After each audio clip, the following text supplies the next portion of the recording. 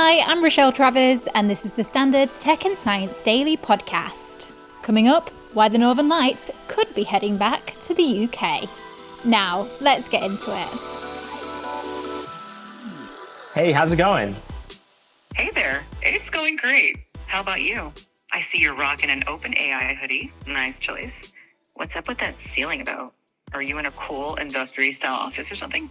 OpenAI's GPT-4o in action there. Its most advanced AI assistant ever, which can apparently teach maths and even flirt. Fundamentally, it feels a lot more human. Most people who are maybe used to using ChatGPT or have tried it out might go on their computer, visit the OpenAI website, type in a prompt, wait a while, and then get a few paragraphs of text back as a response. That's Simon Hunt, the Standards business and technology correspondent, who watched OpenAI's live event where they made the announcement. This new ChatGPT feels a lot different. The response time is much faster, and the responses are a lot shorter and snappier. You can ask it questions like you're talking to a person and get audio responses so it feels a lot more conversational. The creators say the new version of ChatGPT offers near instant results across text, vision and audio. It's also free to all users.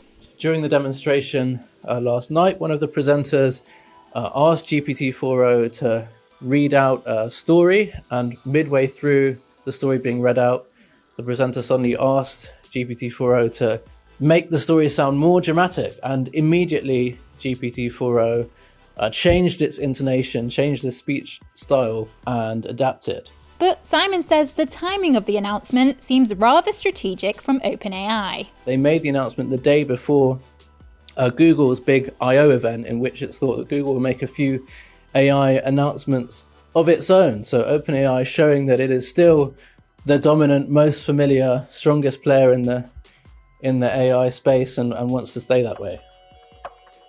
In other AI news, ChatGPT rival Claude is now available in the European Union. Claude, developed by Amazon-backed startup Anthropic, is an AI assistant that is able to perform tasks on behalf of users, such as writing essays or summarising information. It's already available in the US and UK and is considered one of OpenAI's major rivals in the generative AI space. A study claims that weight loss jabs could reduce the risk of heart attack and stroke in obese people, regardless of the amount of weight they lose while on the drug. A team led by Professor John Deanfield from University College London used data from the SELECT trial, which was conducted by semaglutide manufacturer Novo Nordisk and involved over 17,000 adults over the age of 45 from 41 countries. The 5-year study explored if the drug semaglutide, often sold under the brand names Wegovy and Ozempic, could reduce the risk of heart attacks or stroke in obese people without diabetes. The research says the findings suggest the treatment could have effects beyond reducing unhealthy body fat. Now, were you one of the many disappointed people who missed out on seeing the Northern Lights in the UK last weekend? Well, don't worry, because it looks like we might be getting another chance. Scientists predict that the rare phenomena could appear in our skies again in 2024 as the sun approaches its solar maximum. Speaking to The Independent, Dr. Steph Yardley, a solar physicist at Northumbria University, explained that we are currently in a period of high solar activity that has been gradually rising since solar minimum in December 2019, and which occurred slightly earlier than scientists expected. She says the maximum of the solar cycle is predicted to be around July 2025. However, it could come sooner, given that the solar minimum was earlier. Typically, it's said the best time of the year to see the Northern Lights is between September and March, so fingers crossed late summer could potentially deliver some more spectacular auroras. Let's go to the ads. Coming up, how hunting prepared humans for long-distance running, and Marvel Rivals apologises after banning negative game reviews. Welcome back.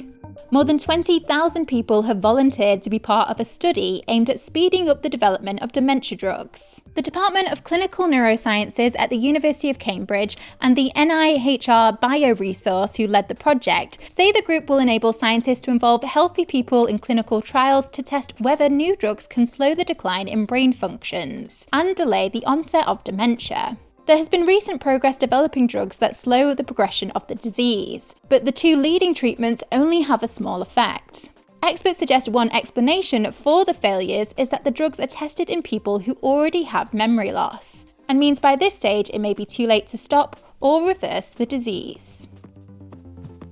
Now, scientists say hunting may have helped humans become long-distance runners millions of years ago. New research published in the journal Nature Human Behavior shows endurance pursuits for prey were not as rare in hunter-gatherer societies as previously thought. Anthropologists said they found literature dating back to the early 1500s that suggests slow-paced, long-distance running was seen as an efficient way to capture animals for food. The team said its findings challenged the view that lengthy hunting pursuits would have been physically costly because of the toll it takes on the human body. And finally, pick your hero.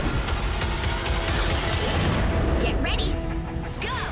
Developers of the upcoming game Marvel Rivals have apologised after content creators were told they couldn't give it negative reviews. The game, developed by Chinese gaming giant NetEase in collaboration with Marvel Games, came under fire after people playing a test version were asked to sign a non-disparagement clause in a contract. It said gamers agreed not to make any public statements that could be detrimental to the game's reputation, such as a negative review or making disparaging or satirical comments. Following the backlash, Marvel Rivals said it was sorry for the confusion, suspicion, and frustration caused by these excessive restrictive terms.